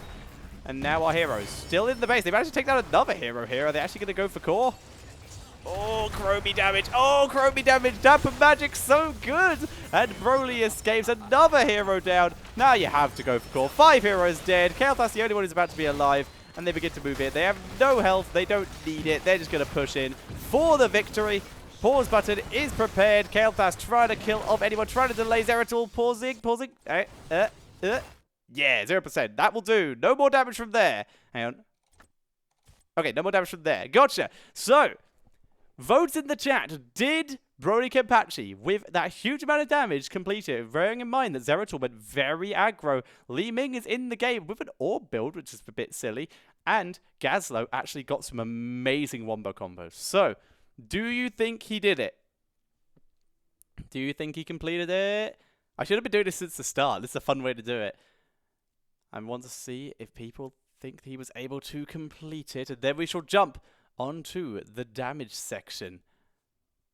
No one is saying anything. Yes? Immorton thinks yes? Excuse me. And I'm just going to jump because, of course he did, Violon. No, no by Cannabis. Oh, your name is terrible. And Tarsi says no, there's a he did. Let's have a look. He did not by... Hold up. He did it by 50. 50. Rip. Rip. 50 damage. Off of winning. I would like to point out, you can see here, very barely, hang on, I wonder if I can zoom in on it. Oh, hang on. I need to be a bit back here. And... Oh, a zero's crash. No, we're good. All right, I'm going to hit play. I can't move the camera. E. I can't move the camera at all. We're just going to have to do it from here and just pause. Alright. So, for those who can't see, watch the damage that comes out of Putrid Bile. Oh, it's not showing it anymore. Okay, well, for some reason, I can't show any of the thing. Oh, hang on. Did that work? Nope, I just can't move my camera anymore. That's fine. Oh, because it's not camera locked. Tab, tab. Nope. Okay, well, can't move the camera. But I would like to point out, I just saw that Putrid Bile, it does 88 damage. 88 damage to the entire thing. And note, the second the core explodes, no more damage is said here. You can see no change at all, despite being right next to the Putrid Bile. Someone just rang me and then immediately stopped. I assume that was a misclick. But, well played, coming in by the stitches, but he was not able to get the challenge complete. Poor Broly Kenpachi, but that's fine. We still have one more game to go. So currently, he still won the game. Just wasn't able to complete the challenge, but he was so close. So close to Stitches. One more second before the core died. That Putrid Bile would have given it to him. But so unlucky. But now, ladies and gentlemen, let us jump into the final game of the day. And it's a little bit of a longer one, but it's all fine. It just means it's going to be a longer episode, which is fine. We can deal with that. So, hide the replay timer. Work out which side our hero is on. This one. Excellent. So, let us get into game number 4. I almost said 3, but we've had 3. Game number 4 is on the Garden of Terror. And ladies and gentlemen, let us spawn in the villains for the day. And there we go, that'll do. So, spawning on the right-hand side, in the red trunks, it is our villains for the day. Playing the Malfurion, it is Sakura Yuki. Playing the the Gul'dan, it is Nems59. Playing the Medivh, it is Zavil. Playing the Tyrael, it is Envar. Playing the Gazlo, it shall be Shorten 114. Whereas on the left-hand side, in the blue trunks, it is going to be our heroes for the day. Playing the Asmodeum, it is Surg. Playing the Ariel, it shall be Thorin. Playing the Tracer on the pleb horse, you suck, sir. It is going to be Ballistro. Playing the Chromie. Chromie, you just suck in general. I don't like you. It is Thorion. And our hero for the day. Every frickin' time. It's Chris. God damn it, Chris. Every time. Every time, it's bloody Chris. And it is going to be Leo this time, not the Ariel. I would have liked to see the Ariel one, but no one was able to get there. Ah, well. So, we're going to be following Chris again today, because it's always Chris every time. If someone feels like going through the old episodes and finding out how many of them include Chris, I would be interested to find out, because he easily, I'm pretty sure, has the most submissions during this show. And the most number 1 slots, definitely. Definitely the most number 1 slots. So, we'll hit a fast forward for the moment. And we have him starting off with the Hopelessness. grabbing that 25% extra range on Drain Hope, so he can poke a bit more. He can just get a little bit of extra damage out. Very strategic build from Chris this game, which is why I picked it at the #1 slot. We will see if he can win the challenge with it. Just positioning himself quite aggressively forward. He's Leoric. He does not give two damns about your harassment or your engages. He can just hit E and escape. Even gets a bit of harassment onto Yuki for the moment. And as such, at level 1, he is last place in terms of damage. And Chris, however, poking some good damage onto Sakura Yuki and also able to pull back and get some stuff. I'm not a narcissist. Chris isn't me. I am not Chris. Chris is way better than me. Chris cost me my plat 4. I was able to get it later, but we both hit the placement for plat 4 at the exact same time, and he beat me in it. I am the opposite of a narcissist in this scenario. Although I am a narcissist. Completely. Chris taking down the minions and also doing some harassment as well. Sustaining through due to the fact that he's Leoric and Leoric doesn't care. Pleb horse Tracer, you get out of this lane. Chris just poking around, just dealing some harassment as best he can, while his team continues to poke everything. Right now, his team is down a kill, and here comes the Gul'dan trying to harass him with the corruption, but Chris, like we said, he's Leoric. He doesn't care. He's able to pull back and again continue to just zone himself out. Just look for positions, gets the drain, still gets the health back, even though that was protected against. So he is able to sustain a little bit more, dodging out the poke from Medivh as well, and even able to drop some more harassment for himself. Tick, tick, tick, tick. It's all about that healing in this early game, not really about the damage until you get that 10% damage at a later level. Speaking of percentage damage, it is going to be Drain Hope increased by 25% rate. Wait, no, god damn it, why does it keep doing that? Willing Vessel, increasing the healing from Drain Hope. So he was able to poke more. Chris dodging out the stun. Medivh being cheeky, baiting everyone back and forcing the Immortal onto the gun territory, onto their side. Chris is taken down now. Pulling forward, just going to drain off of the Tyrael here, so we'll be back very soon. And we do see Gul'dan taken down. Very nearly Tyrael as well. But Ariel is taken down. Angel versus Angel is the one that actually does damage that wins. Envar finds himself next to Chris. This is not where he wants to be. Asmodan! Asmodan, it's up to you! Asmo, slam it, slam it, slam it. You suck, Asmodan. Back onto Vision. Sorry, I wanted to see him do it. But they are able to get the kills, and they're able to start working on this Garden Terror, and they will grab the majority of the seeds from this bottom one. The top one, however, has barely been started and is now available. Both teams still have enough seeds on the map to begin getting a Garden Terror for the first time. Draining happening onto Sakura. But not enough to do a huge amount of damage, like we said, but not at those levels yet. And Chris begins making his way up to the top Garden Terror, and will begin to do damage on that very nicely. Yeah, good use of the Leoric's trait. He's been able to get some good vision in bushes at the moment. There's the crown dropped on him by Therion. And gets stunned by the Immortal, the Punisher, which once again, for some reason, is missing sound effects. But it's fine. It's not a huge deal. Leoric smacking it. Smacking around those heroes, looking for damage. Fight the heroes before you fight the objective here. And we see Tyrael in the backline, getting a large amount of drain damage, protected by Krobi here this time. Chris getting rooted right next to the Gun Terror here. That takes a lot of damage. Down goes Tyrael. Will do some damage to basically just Chris, who also walks into the Terror stun and is forced to retreat. He does have Fountain up, so he'll be able to grab that while his team continues to poke away at the objective and at the heroes here. And they're finally able to grab some kills. Krobi doing Krobi things. I don't care if you're on the side of the heroes. I still hate you. Leoric still just poking down some extra damage.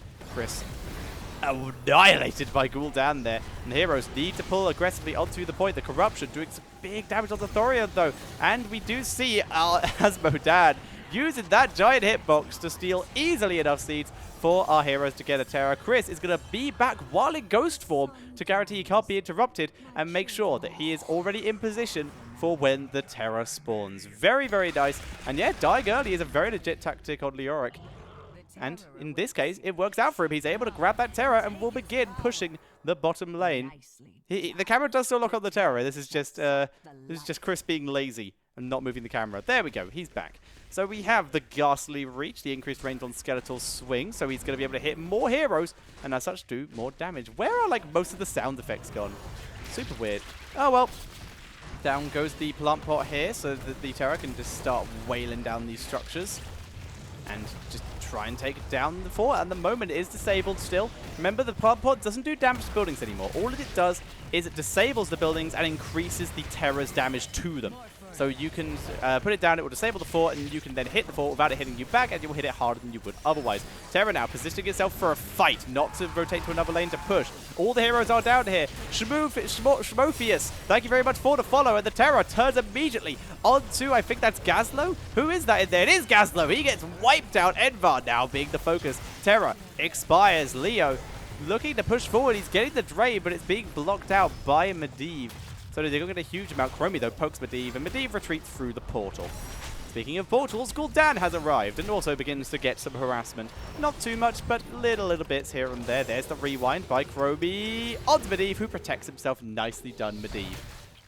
So we see Leo just pulling back, just poking everything down here. There's the Drain being used, trying to just get his damage up that way. And good wraparound by Gul'dan. Takes down one, gets protected by the Medivh here, and continues to push forward. That was a great wraparound. And now we see Chris in full retreat while having to get some Drain onto Gasso to give himself some extra health. There's the Drain from Nems, though. Chris, you are the only one with a draining ability, my friend, and killed by Zavel, who comes in bird form, being a bird bastard, and gets the kill. Nicely done, Zavel. And Chris returns to the ghostly plane, where he then continues to just sweep up ghosts. Sweep up a ghost, Chris. I don't know what the cooldown is. Gonna Drain. Sweep the ghost. Nems gonna come back while still slowed, actually. That's really good timing. Misses the Drain, though. Misses Drain home, but he has Margin the Black King at level 10. That's gonna be a huge source of damage, and as such, good body blocking. There's even the Crystal Aegis to allow him to do more damage. Stunned by Gazlo still, but the damage was good. Chris now gonna go really aggressive onto Zavel, despite having so little health, but the self-healing he gets from Drain home is too much. And that Medivh is absolutely effed in the B and is taken down. Good job by Chris. Good job by Chromie. And even Tracer assisting in that as well. And like we mentioned, March of the Black King was the level 10 talent by Chris here. So he's going to get a lot of damage out of this. We'll see if he's able to do it. If he can hit it, it's still very slow. He still does 282 damage per hit, basically, with it. And good sweep there. Super low on health. But Chris is taking up the policy of if you have more than 0 health, you are ready to go. And it's going to help Tracer clear out these little garden shamblers. Dropping his Drain immediately onto Envar. He has no health and is immediately like, fight me! I will steal yours! I don't need my health while you have some. And starts wailing on him. Good stun by Ariel as they turn it onto Tyrael, who has to Eldrin's Might out. And that does prevent Chris from getting a little bit more draining. So he's not able to get as much healing as he would otherwise. Chris starting on that Terror very, very quickly here. He does have the crown on him, so Ariel will be able to heal him on and off. Although Ariel doesn't appear to know how to dodge the route here. So that's quite a bit of damage here. And Chris weighing that down, and also poking into the bush. The Drain doesn't work on objectives, so why not use it as a scouting tool, throwing it into the bush with the extra range. It will work out quite nicely, and it has been so far. Good job, Chris, who just continues to smack down that Terror with the help of Tracer, with the help of Ariel. Once again, Chris just failing to dodge there. His micro appears to be a little bit off. He's taken a lot of stuns in this game, but it's all about the damage, not about the stuns for this one. So Chris being back to base, although with the new MVP feature, we will be able to see who consistently stunned the most enemies or stunned them for the longest, which would be good, or consistently CC'd them, which is nice. Once again, Leo positioning himself in time for the Terror. Is he going to grab it? No, actually, he's going to let someone else grab it, and he's going to rotate up to help his team here, leaving that Terror unattended, purely relying on winning the fight. So I think he wants someone else to get it. There's the Fear. Doesn't get a huge amount.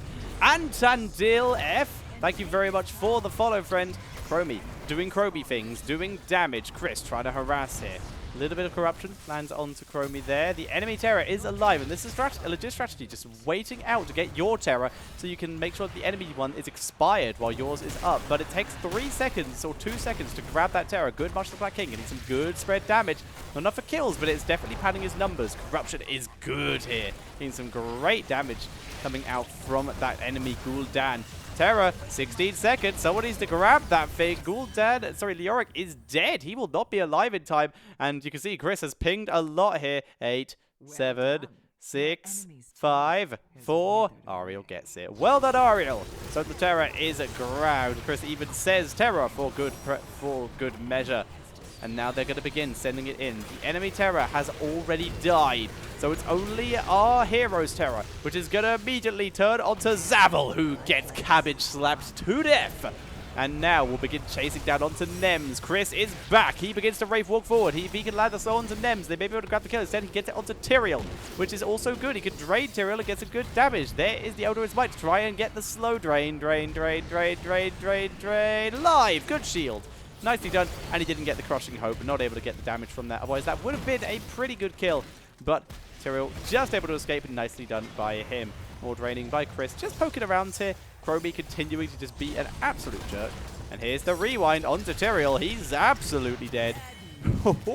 Wiped off the map. Wraith walk by Chris, making it so that Tyrael would not be able to catch him.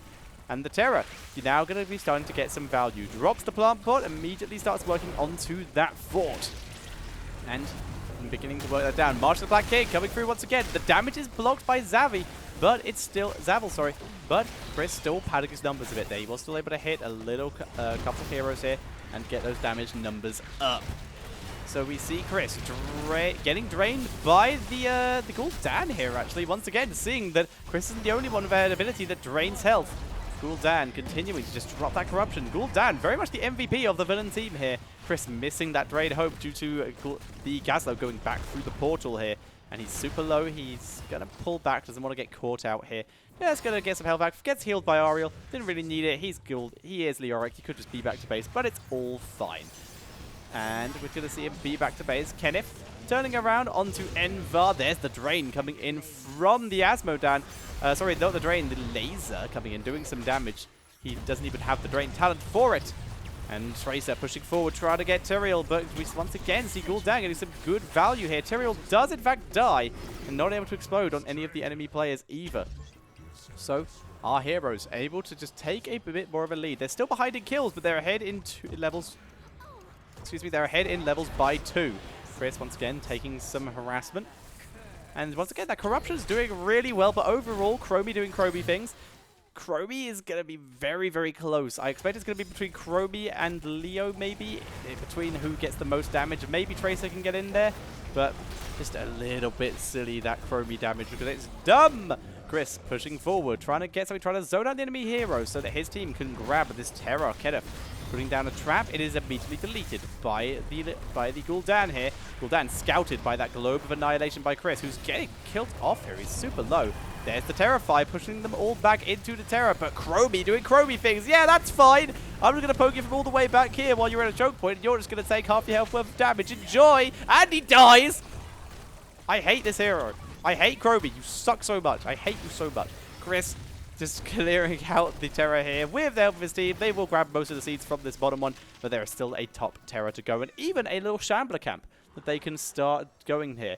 And I'm not even too concerned about Chromie's damage. It is a little bit silly, but overall it's quite balanced. It just feels unfun. Her damage is balanced, it just doesn't feel fun.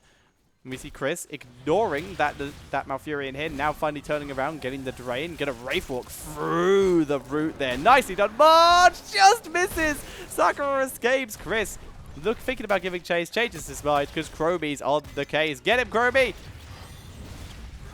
Chromie? Chromie, what did you do? Hold up. Hold up. That looked like an easy kill. That looked like an easy kill. I want to see what went wrong there. Dave Daveson, thank you very much for the follow. Welcome to the stream. Oh god, no. Not this again. Okay, well, okay, hang on. Pause. For some reason, I could... There we go. I have my mouse control back. Okay, so let's have a look here. Yeah, when you press B to send the thing back, for some reason your mouse doesn't get screen locked anymore, which is super weird. Alright, so let's play this. Rewind.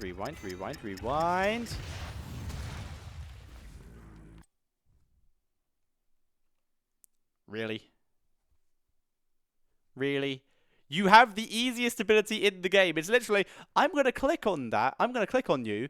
And then all I have to do is I have to count a number of seconds. If I can do that, I get to guaranteed hit you for both of my abilities. And you still miss. Good job, Chromie. Back to Leo. Boom. Play. I missed the play button. I hit the backspace button. And for some reason it didn't rewind. I'm not sure what happened there. Alright. And we see them just taking down the top Terror. Working that down as best they can for the moment. No extra trouble. no enemies really going to try and contest. Gul'dan does come in to be annoying. And Chris gonna chase him down. Tracer's here too. Tracer, there's the slow. And drain, drain, drain. Slapped with the mace. I'm really glad that that mace does actually do a little bit of damage. It's something that brutal feels like it should do damage, and it does. It feels satisfying, and of course, the impact sound is beautiful. This Chromie is bad at time. Thank you, Schleppel. Chris pushing forward. There is an enemy terror up. Our hero's terror is ready, but once again, they're going to delay it. And they're going to leave Chris to start on Sakura's terror here, because he can just start draining that, because his percentage damage does work on the terror. He's going to do the most damage to it out of anyone on his team, except for that maybe that Chromie. And this is a really good way for Chris to pad his damage numbers by just damaging this terror with percentage damage. This might be what allows him to do it. You can see him getting some great drains there. Look at that explosion. 700 damage in one tick. So they'll begin wailing that down. Get it. Get it. Get it. Chromie, though, also getting damage off. Look at that. Just chunks. Chunky damage. And the terror is about to die, so Chris immediately turns his attention onto Gazlo, who uses his heroic. March of the Black King used, because it's the only thing Chris really had off cooldown. He's now completely out of mana, but is going to charge forward anyway, because he wants to beat up that guy, but Chromie steals the kill. And Chris turns around, begins to beat up everything. And, well, the kills are just going over. It's 17 to 15. It's fairly even in terms of kills, but structures, everything is dying. You can actually see the hero's terror. They were able to get it. Is just hugely pushing that middle lane, been able to take down the key, but is now rotated to a different one. I believe that's Tracer? Yes, Tracer in there. So able to do some great damage. There's the fear being used. Chris on his way back to the fight, and is going to get some damage done, and going to be able to assist his team. He wants to try and keep up in the damage, like we said. We're actually going to hit the fast forward button here, give him a boost to get back there. Terror expires. Tracer in full retreat, rewinds herself back into the base, and as such will die. Dead. Chris manages to double sweep onto the person trapped by Chromie's trap. Chromie even annoying to her own team. Hooray, as always. But as we saw there, he did take the renewed swing on level 16, so a little bit of extra damage. Asmodan doing Asmodan things and getting punished for doing Asmodan things because greed. And now Chris draining the Gul'dan, getting some of his health back and doing some damage to the Gul'dan, but has to pull back, does not want to get caught out. Leoric hasn't died, don't lie. Chromie has died, hooray! That is a good thing. So, because now that gives Chris more of a chance to try and maximize his damage numbers, to try and get to the end of this. In fact, let's have a look, shall we? Let's have a look how he's doing. He is behind by 10,000 at the moment. 10,000 behind Chromie, of course. Can he catch up for the end of the game? His damage numbers do get better as the game goes on. Can Chris bring it back? We will see as the game progresses, as Chromie has finished her build and is fully stacked, because fun. But Chris is going to be hitting his level 20 quite soon. He has 2 good talents to pick from for extra damage here. Needs to start wailing that down. Like we said, level 20 soon. Bruiser Camp is pushing to the top lane, but that will get cleared up quite quickly. And our heroes are about to get a Bruiser Camp to start pushing the bot lane, so that will get some counter damage. And it's going to have more value because that keep in the bot lane has already taken down some serious damage. So that Bruiser Camp is going to get a little bit more fear out of it. Tracer taking down the little minions here. If they wanted, they could grab that Siege Giant camp in bot lane as well and just really make the enemies paranoid. Speaking of Siege Giant camps, holy crap did the enemy control the top of the map really nicely. And as such, they're more than likely grabbing that Terror, if I had to guess anything. But their numbers aren't going up. Seed numbers? Where are they? There we go. Seed numbers going up. So they are at the other Terror. They were just doing it really, really slowly. Now our heroes will take down this Terror in the bot lane. Enemies taking down the one in the top lane. They appear to be doing it a bit slower, but they will get it. But I don't think that's enough for them to actually get a Terror. Oh, look at it. Does it close? It closes. They don't have enough. Foolish fools! You needed 6 more, you nerds! 4 more, you nerds! You should have just sent someone to die. Gul'dan was able to clear up the bruises in the bottom lane, so he was able to protect his team. Chris, once again, doing great damage here. And marches through, once again, getting some good AoE. In comes the Gazler combo and the Sanctification. Both of them get 0 value. Chris, moving back in, gets some draining onto the tank this time, so he can get more damage out. He's focusing his damage. The Aegis blocks quite a lot of damage here. There's the rewind from Chromie onto the Tyrael this time. The damage is good, but the shield is a bit better in this time. And once again, Tranquility able to heal through. Gazlo gets taken down. There's the fear onto Chris. He stays alive. Tracer already dead. Chris able to Wraith Walk out and just keep himself alive. Ariel taken down 2. It's a 2-for-1 in favor of the villains, unless Chromie can do Chromie things, or Chris can do sneaky things. There's Gul'dan. Gul'dan, Fellflame misses Chromie. Oh, what? Whoa, whoa, whoa, whoa, whoa. What was that? What just happened? What just happened there? Does he have Health Stone or something? What protected it from that? Hang on, I need to tab. There we go. What does he have? He does have Heal Stone. Activated heal. Yeah, so he just did that in such good timing that it looked like it was just an instant no damage. Let's have a look. Miss. Yeah, you can see it activate there. Just instant heal. Very well timed. Nicely done. Back to Chris. Fast forward because he's going back to base. No. Oh, well, come on, guys. Come on. Are you serious? Oh, this is a travesty of failure from everyone here. Chris heals himself mostly back up. His base is now under siege, but they do still have all their keeps, whereas the enemies are down 1. And Chris looking for an opportunity. They appear to be wrapping around. Maybe he wants to try and take down that bottom keep. Looks like it. They might want to try and grab the Merc camp at least. Sneaking through the jungle. The mighty jungle. They find the enemy team. March on the back king. Straight out of the camp. They lose the camp. Well done. Chris gets polybombed, but got some good drain damage, and he's still in the area. Misses his drain hope on the second one, though. And as such, Endar will be able to escape. It takes some serious damage. Nems also has arrived. Endar doing some great damage onto Kenneth. Kenneth gets wiped.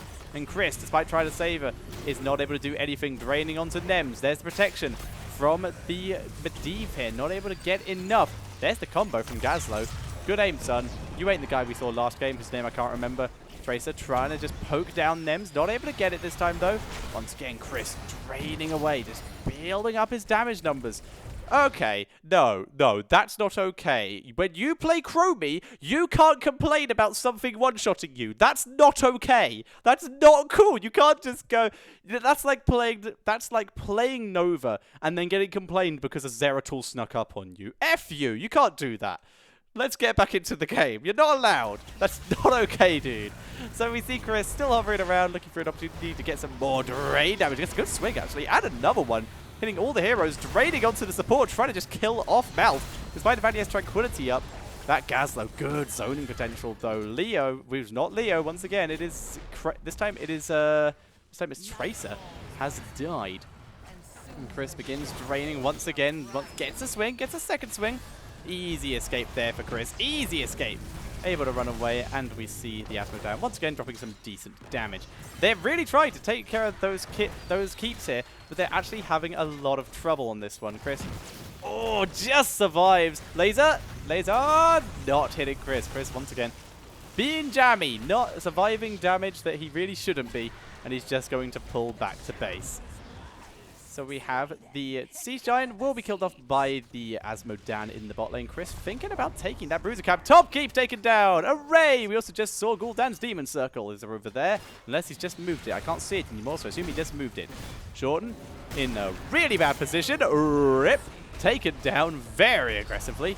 And the Terror is available for the villain side. They're taking some time to clear out that top lane, but there are catapults pushing in via the mid lane, so they have a lot to do now. This gives our heroes so much time to just start grabbing stuff. Look, you can see 3 of them. They're in base. Grab the Terror. Grab some seeds, men. Grab some seeds, gentlemen. They're going to head up to the top lane. Looks like they're just going to grab the Shamblers there. They're going to find Tyrael up there, who's been up here this entire time while they've been faffing around.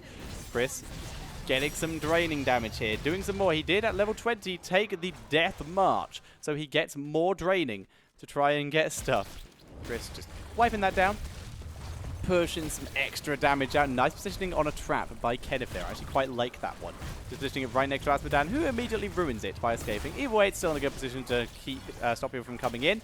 Are the villains grabbing the Terror in the bottom lane? Does not look like it. No, they're actually here. And once again, Chromie's trap ruins everything and prevents the damage coming in from Chris.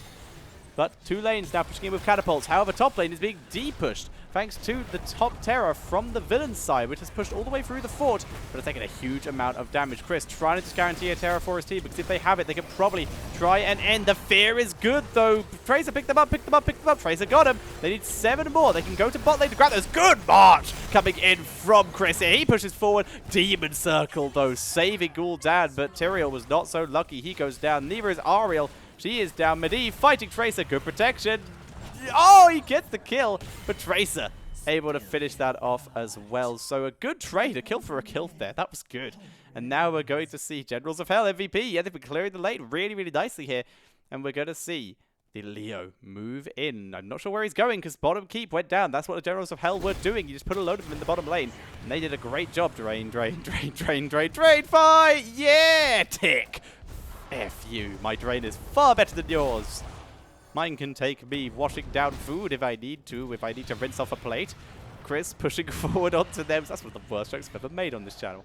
And he's going to be forced back right now, just dueling with Gul'dan. Neither one getting a huge advantage. Whereas Chris now realizing that he probably could have been fighting over that easy camp and maybe doing that. Oh my god, that corruption. So much damage. Chris in full retreat because Shorten is attempting to catch him out of position. Pew pew. Pew pew. Chris is out. Chris is good. He's done. One more drain. Oh, well, maybe not, actually. He completely missed the drain hope. Takes the laser. Needs to Wraith Walk. He's going to die if he's not careful. There's the Wraith Walk. And he is able to escape here. Moving back in for that Terror. And that will give his team enough for a Terror. Chris, though, he needs to leave. He needs to leave right now. He is not got enough health for this. But this is now going to be a very good opportunity for our heroes to end. Let's have a look at how Chris is doing on the damage chart. He has caught up. He's managed to catch up. He is now 1k behind Chromie. I'm just going to leave the screen up now until the end of the game because he is behind, as we can see. And seeing as it's the last one, we're going to see it happen as it happens. Go on, Chris. We believe. Chromie is on her way. She gets great damage onto that wonderful... Oh! Demon Circle. Rip. And as such, Chromie now 2k ahead. Chris, he desperately needs to do it. He desperately needs to catch up. He's pushing forward. Gets the drain onto Sakura. Gets the first swing. He does have March. He marches through 3 people. Just a huge amount of damage. He's ahead. He's in the lead right at the end. He's 2k ahead. But Chromie takes the lead again with the Dragon Breath here. It's going to be close. Leoric takes the lead. The core is dying. In comes the Gravo Bomb. Leoric taking a huge lead thanks to those swings. Chromie still alive. Doing so. She has no health though. She dies. And that leaves Leoric alive to do a little bit more damage and take the game and finally take the lead in the hero damage. Let's be back and see if he did it in terms of the entire game or just for his team. Either way, spectacular job by Chris. Last second there. We can leave it there. He didn't get it for the entire game because Gul'dan got that because the Gul'dan played really, really well. But he did do it. Chris completed the challenge in the last seconds of the game. And that is going to be it for today's show. Jesus Christ. So really well played. Like super, super well played by Chromie. By Chromie. I hate you, Chromie, but you did do a really good job. Thank you for dying at the end and letting Chris win. That's the best move Chromie did all game. Dying at the end. Well played. And Chris able to do it. So overall, we had 3-1 in favor of actually completing the challenge, and Brody was 50 off. 50 off completing the challenge. So there you guys go. I hope you all enjoyed. If you have suggestions for challenges in the future, you can leave them in the comment section of the video, or you can come to my Discord and join me there. If, however, you also have words. No, that was just what I wanted to say there. So you can either do the comment section of the video or come to my Discord. Links to that will be in the YouTube description. If you want to support me in making this kind of show, there are 2 donate options below the stream. And in the description of my YouTube and below the stream, there is a link to my Patreon, which will help me make this show, help me come down and stream this show more, and also make tournaments. I have a tournament that I want to set up, but I haven't had the time at the moment. It's been ready for about a couple weeks now, but I need to actually get a proper date sorted and actually finish that off. So there will be a tournament coming soon that I have with a special little caveat, which should be fun. So thank you for putting the Discord link in the chat, Alon. And once again, guys, this week's challenge, which you send in the replays to replays@tetcher.co.uk, is to play Abathur and slap, aka auto attack, while in Abathur form, not in Ultimate Evolution, not in Monstrosity, not in Symbiote, while in Abathur form, slap each member of the enemy team once during the game, and once you have slapped them, you have 10 seconds to live. If you can live those 10 seconds, the slap is counted. If you can't, then it's not counted. I highly encourage sending in your fails for this, because I think this could be quite amusing. If you don't know Abathur, sorry, this challenge is a bit more difficult for that one. I didn't actually even think about that as an option. I forgot this game didn't just give out heroes for free, quite honestly. But either way, there you guys go. That's the challenge. Sorry for those who can't do it. I will make sure that I will stick to ones that have more completable stuff in general as well for like multiple heroes, etc. So sorry about that.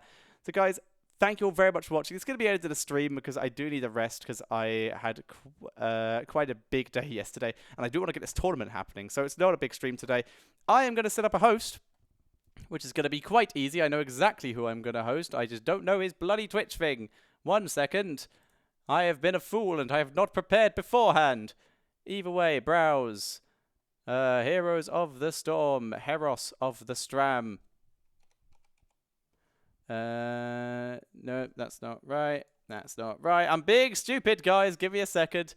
I'm failing typing and pretty much everything else here. And... ooh, there's a backup there. The person who I thought was streaming is not streaming anymore. He isn't.